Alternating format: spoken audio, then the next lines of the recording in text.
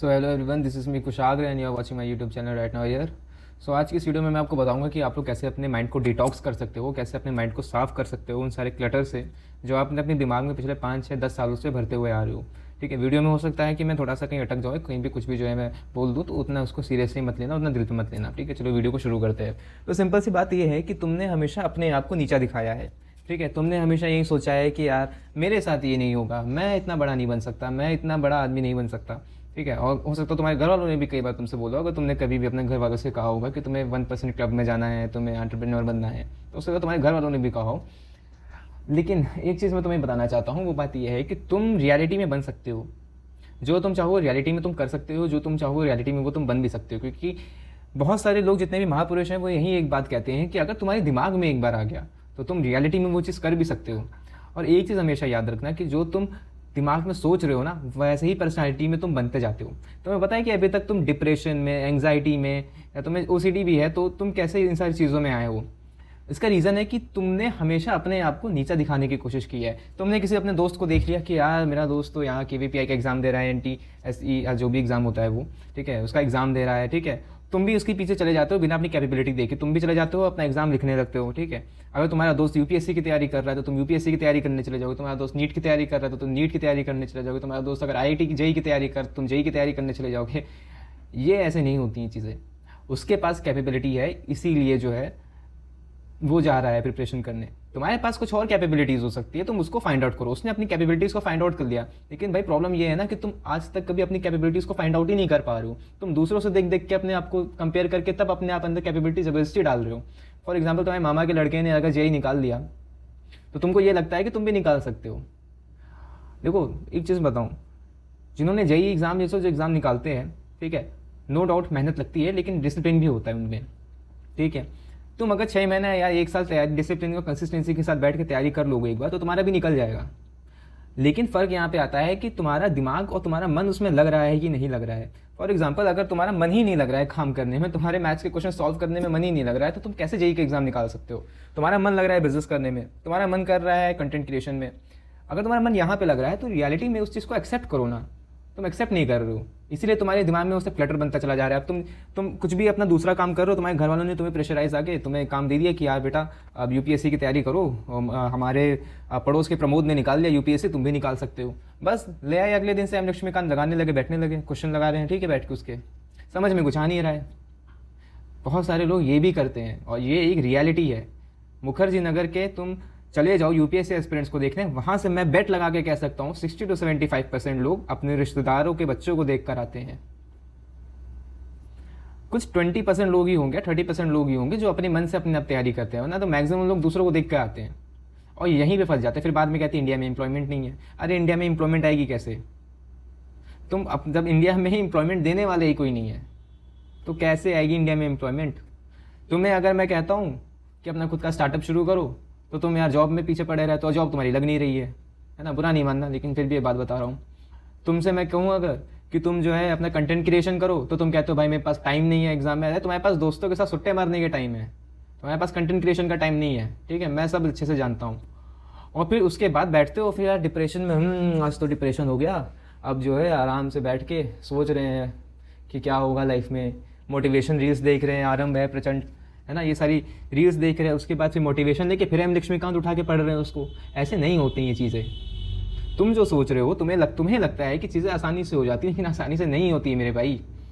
चीज़ें जो भी तुम करोगे ना, उन सब के लिए मेहनत चाहिए, और मेहनत तुम उसी में कर पाओगे जिसमें तुम्हारा मन लगता है। फॉर एग्जाम्पल, अगर तुम्हारा बिजनेस करने में मन लगता है तो तुम वहीं पर ही अपना मन लगा के उसको आगे बढ़ा सकते हो। तुम्हारा यूपीएससी में मन लगता है तो तुम यूपीएससी निकाल सकते हो।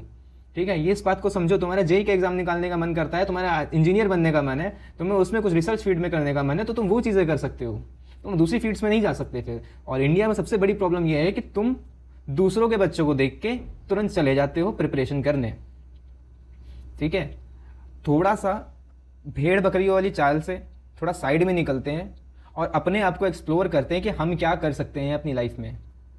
क्योंकि देखो यार, ये बहुत ही सीरियस कंसर्न है आज के टाइम पे। अगर तुम अपना स्टार्टअप नहीं कर पा रहे हो, ठीक है, हो सकता है कि तुम्हारा मन नहीं है, हो सकता है तुम्हारी जॉब नहीं लग रही है, तो तुम फैशन मॉडलिंग इन सब चीज़ों में भी ट्राई कर सकते हो। तुम्हारी एज हो रही है 32 साल 35 साल, तुम अपने माँ बाप पे भी बोझ बन जा रहे हो धीरे धीरे। इस बात को समझो, और ये बहुत ही सीरियस बात है। बच्चों की मेंटल हेल्थ भी इन सारी चीज़ों की वजह से ख़राब हो रही है, स्पेशली बॉयज़ की।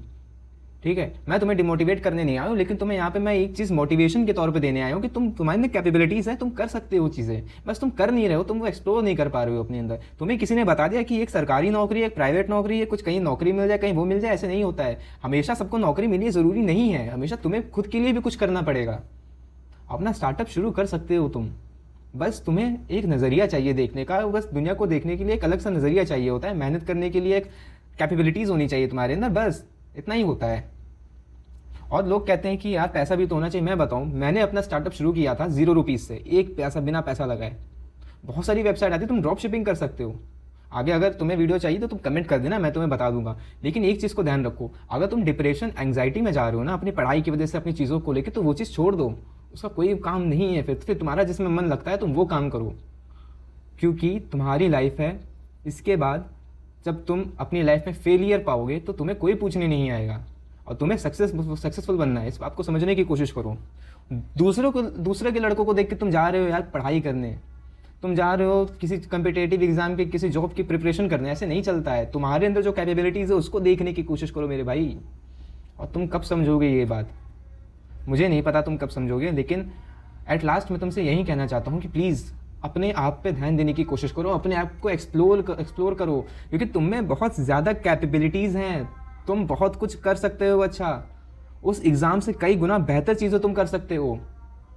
अपने आप को मोटिवेट करो, और जिस दिन तुमने ये करना शुरू कर दिया ना, तुम उस दिन अपने एंग्जाइटी, डिप्रेशन, OCD, अलाना फलाना सारी चीज़ों से बाहर आ जाओगे।